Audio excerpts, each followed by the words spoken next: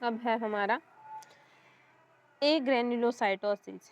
Leucopenia को हमने क्या बोला है, पीनिया यानी कि कम हो रहा है, टूट रहा है। ए ग्रेन्युलोसाइटोसिस यानी कि ग्रेन्युलो का जो ग्रेन्युलोमा है उनका क्या हो रहा है, मतलब कि लाइसिस हो रहा है। Is an acute potentially fatal blood discourse का characterized by profound neutropenia. Agranulocytosis is one of several forms of leukocytopenia in which WBC का जो count है drops to dangerously low level. Neutropenia is profound मतलब कि fatal है बहुत ही ज़्यादा। तो यहाँ पे क्या है, leukopenia is abnormal decrease in leukocyte, जिसको हम WBC बोलते हैं, लेस देन हो जाता है 5000 mm/क्यूब से। Leukopenia result from neutropenia diminished neutrophils, जब न्यूट्रोफिल्स का काउंट कम हो जाता है तो पर्सन में ल्यूकोपीनिया हो जाता है। लिम्फोपीनिया क्या है, डायमिंस्ड लिम्फोसाइट है। देन है neutropenia. Neutropenia neutrophils less than 2000 mm/क्यूब से अगर हो गए हैं, result from decreased production of neutrophils और इंक्रीज्ड डिस्ट्रक्शन ऑफ न्यूट्रोफिल्स। मतलब कि कोई भी चीज़ की अमाउंट घट या बढ़ तभी सकती है जब या तो उनका प्रोडक्शन बहुत ज़्यादा हो गया है तो उस टाइम क्या है वो बढ़ जाएगी। अब घटेगी कैसे भी, उसका डिस्ट्रक्शन ज़्यादा हो रहा है। देन आता है कोजेज और रिस्क फैक्टर क्या होंगे भी, एग्जैक्ट कोज तो एग्जैक्टली अननोन है। डिक्रीज प्रोडक्शन ऑफ न्यूट्रोफिल्स है तो न्यूट्रोपीनिया हो जाएगा। एप्लास्टिक अनीमिया हो सकता है ड्यू टू मेडिकेशन और toxic. Metastatic cancer, lymphoma, leukaemia अगर है तो कीमोथेरेपी से भी हो सकता है, radiation therapy. Increase destruction of neutrophils है। हाइपो हाइपर स्प्लीनिज्म मतलब कि जो स्प्लीन है उसने ज़्यादा वर्क करना स्टार्ट कर दिया है, वो ज़्यादा डिस्ट्रॉय कर रही है, उसका जो फंक्शन है वो इंक्रीज हो गया है।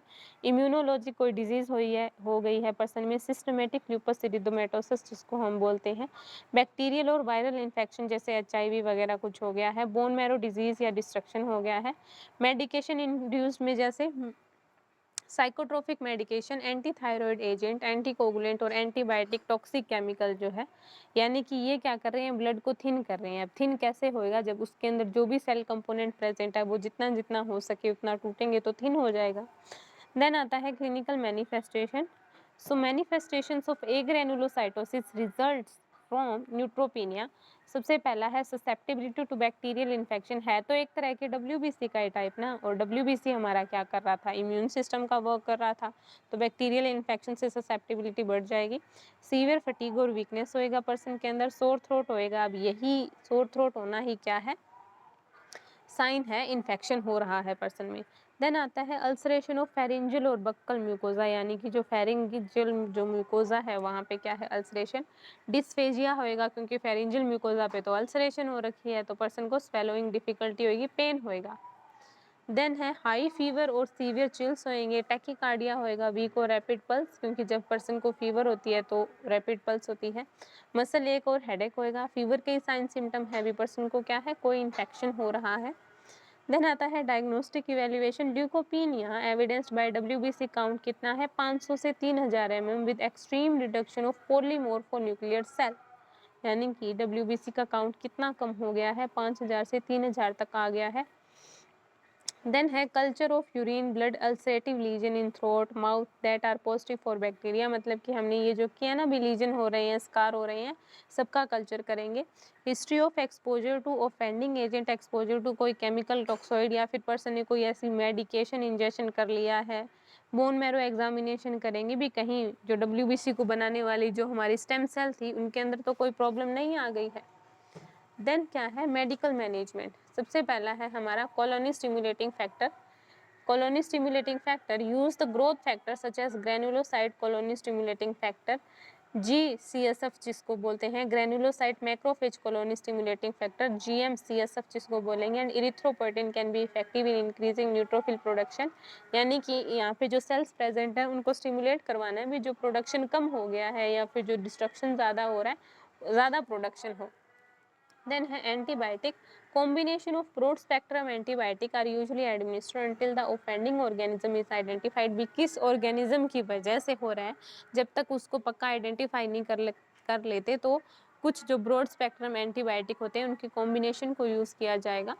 ऑल्सो द मेडिकेशन में be changed after the culture and sensitivity result become available, मतलब कि अगर कल्चर और सेंसिटिविटी वाले जो थे उनका रिजल्ट आ जाता है, उनमें पता चल जाता है भी कौन सा बैक्टीरिया वायरस की वजह से ये हो रहा है, तो हम क्या है एंटीबायोटिक चेंज कर सकते हैं।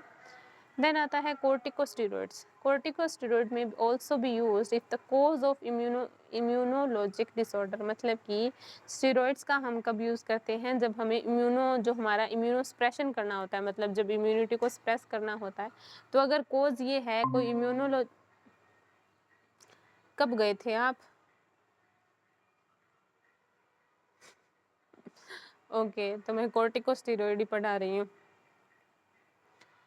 तो कोर्टिकोस्टेरॉइड हमारा है भी बॉडी क्या है, बॉडी का कोई ऑटो इम्यून जैसे हमने किया था भी बॉडी ही क्या है डिस्ट्रॉय कर रही है हमारे जो प्रेजेंट है बॉडी के अंदर ल्यूकोसाइट और WBC। तो अगर ऐसा है तो स्टेरॉइड हमारा इम्यूनो जो सप्रेशन कर रही थी भी एक बार के लिए क्या है इम्यूनिटी को जो है सप्रेस कर दिया जाए तो कंडीशन रिजॉल्व हो जाए। देन हमारा आता है nursing management. Monitor patient leukocyte count regularly, क्योंकि रेगुलरली करना पड़ेगा ना भी ज़्यादा कम है। Perform careful hand washing and maintain strict aseptic technique, क्योंकि पर्सन की इम्यूनिटी लो है तो हमें क्या करने पड़ेगा strict aseptic technique, hand washing वगैरह, मास्क वगैरह सब कुछ। Maintain isolation of patient from infectious person and ensure room is cleaned daily, यानी कि पर्सन को आइसोलेट करके रखेंगे अलग से, एक अलग रूम के अंदर रखेंगे हम उसको, और क्या है डेली उसकी क्लीनलीनेस मेंटेन करवाएंगे। Administer antibiotic agent has prescribed, भी इन्फेक्शन हो ही गया है पर्सन को, अगर नहीं भी हुआ है डायग्नोस नहीं हुआ है तो भी हम क्या है एज अ प्रोफाइलेक्टिक उसको दे सकते हैं।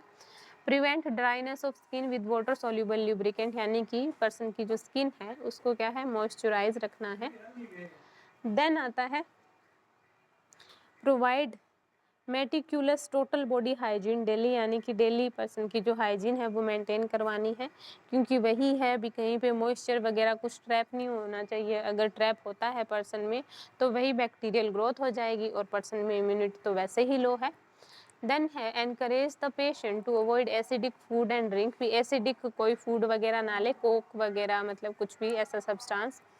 Provide education regarding potentially dangerous medication and chemical, भी ऐसे केमिकल्स जो क्या है उस टाइम पर्सन के लिए डेंजरस हो सकते हैं या फिर जो कर सकते हैं ये जो मतलब की कंडीशन है इसको कोज कर सकते हैं। Encourage patient to avoid self medication without physician order, मतलब कि सेल्फ मेडिकेशन नहीं लेनी है पर्सन को, भी कोई भी मेडिकेशन कोई भी टॉक्सिन है पर्सन को उस टाइम में उसकी इम्यूनिटी लो है तो क्या कर सकता है डेंजरस हो सकता है उसके लिए, ठीक है।